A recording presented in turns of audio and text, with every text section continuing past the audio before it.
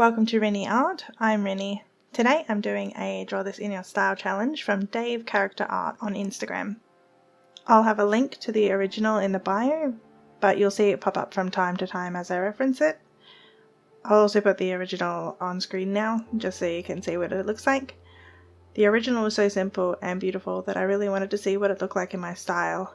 She also has really big hips, which I feel like would suit my style quite well.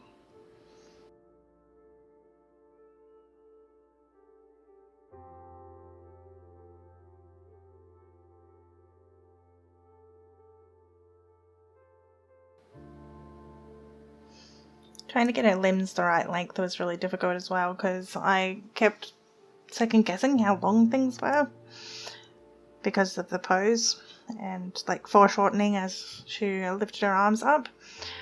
But I think I got there. I tried to make sure that I actually flipped the image as well because it's really easy to get used to something if you only look at it from one direction.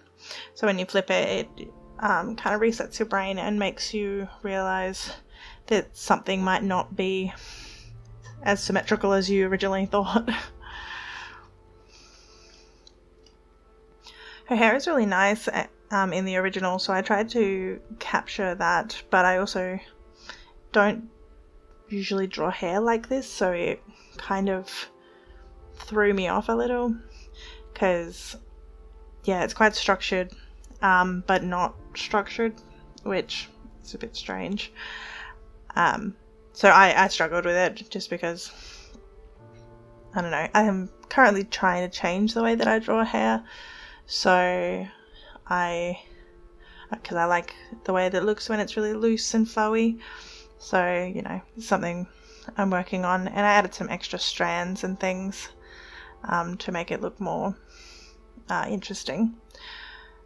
I also had to move her hips because I did notice in the original image that her hips were just slightly cocked to one side, so I tried to replicate that as well.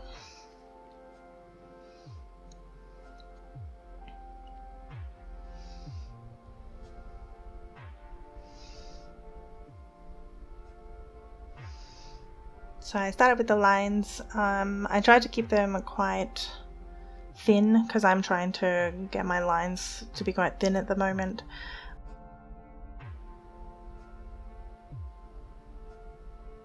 I definitely started with thicker lines, I believe, and then I made them thinner, but I actually think I might have gone too thin for this image because the original has quite thick lines and it kind of adds to it when I colour the lines later, so I think I probably would have benefited from just leaving the lines a little thicker. I've noticed as I've been looking at my art recently that I seem to have forgotten how to make pupils look in the same direction. I don't know what it is, but it's just very suddenly become an issue that after I finish something I'm like, are they even looking at the same place? I don't know, maybe I'm being too critical.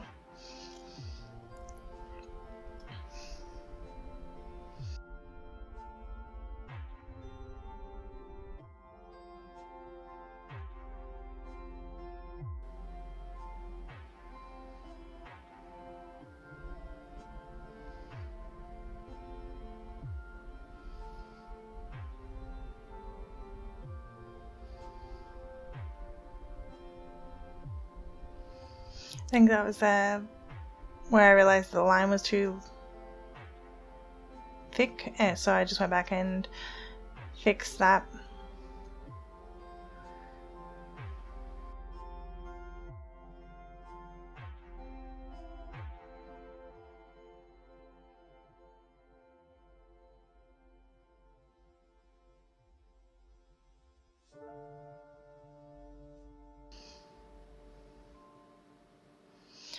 I realize here as well that I don't utilize hairbands very often. Like, this is quite a cute hairstyle, but I don't often draw hair accessories and not much accessories at all, really. So I think that's probably something I could delve more into with accessorizing a character.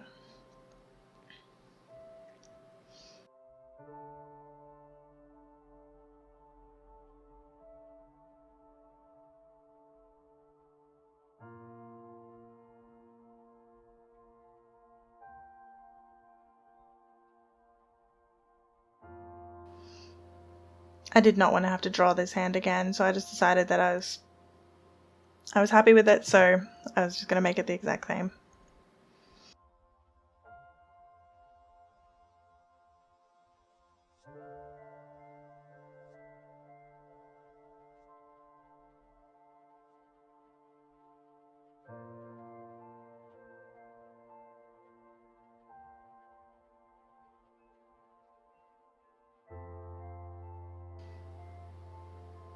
I really like the flowy parts of the hair, and I'm glad I decided to do that.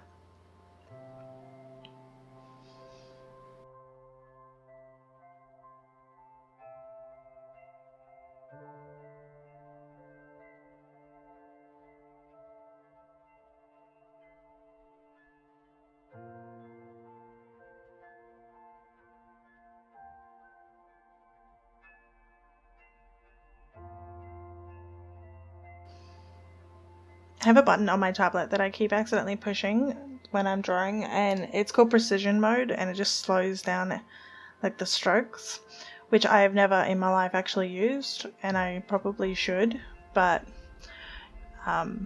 yeah, I just keep accidentally pushing the button and turning it on. I really like how the line art looks, and I tried to make the outside of the circle look like painterly, like the original. It was a very basic attempt, but I really like how the line art looks because the weighting on it turned out quite well. And then I had to try and close off the lines so that I could make the bottom layer. So what I do is I select everything outside the lines, and then I can I usually grow it by 1 pixel, just so it comes inside the lines slightly, and then I select the inverse, and then I can put a color underneath it. So I add, like I'm doing here, then I can just put a basic color underneath it, and then I can make a clipping mask, and then I put all the colors on top of the underlying color. Usually I use the skin color just so I can actually see the difference between what is skin and not skin.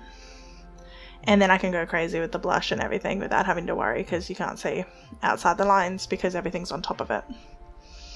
So I went through and did the hair, and then if you click the little icon beside the clipping mask, it will just conform everything to the layer that's under it.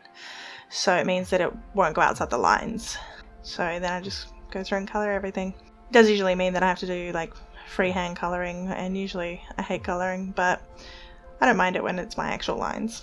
You can also use clipping masks for coloring lines, and you just have to turn the line into the base of the clipping mask and then go through and put your colors in.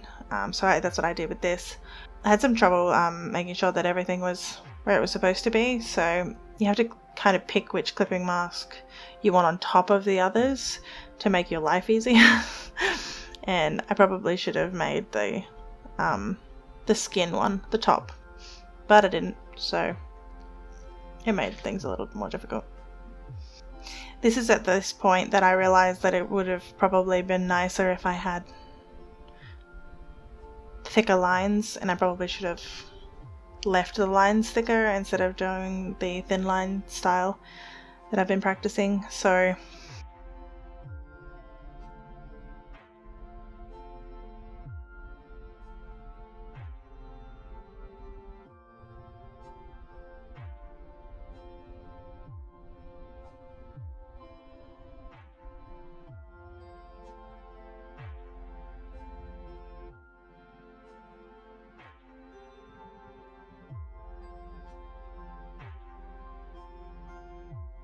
get to go crazy with the blush. There's not much blush on the original, but it is my style to do that, so I decided to add it in. I tried to keep everything quite unshaded though, because the original was quite unshaded.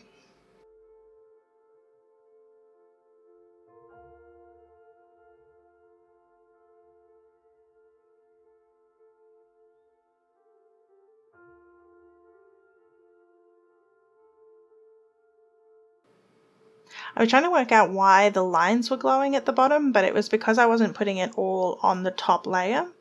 So usually I put the gradient, and then it'll just like kind of make a gentle gradient essentially towards their face. It makes you focus on their face a little bit more.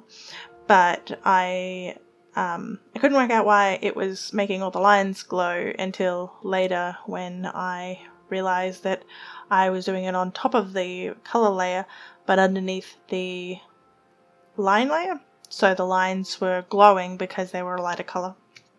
But I didn't notice it at the time, so I suppose I probably should have. Then I put all the cute little flower hearts in the background and we were done. Thanks so much for watching. If you liked the video, please give it a thumbs up to support the channel, subscribe to see more content, and I hope you have a magical day.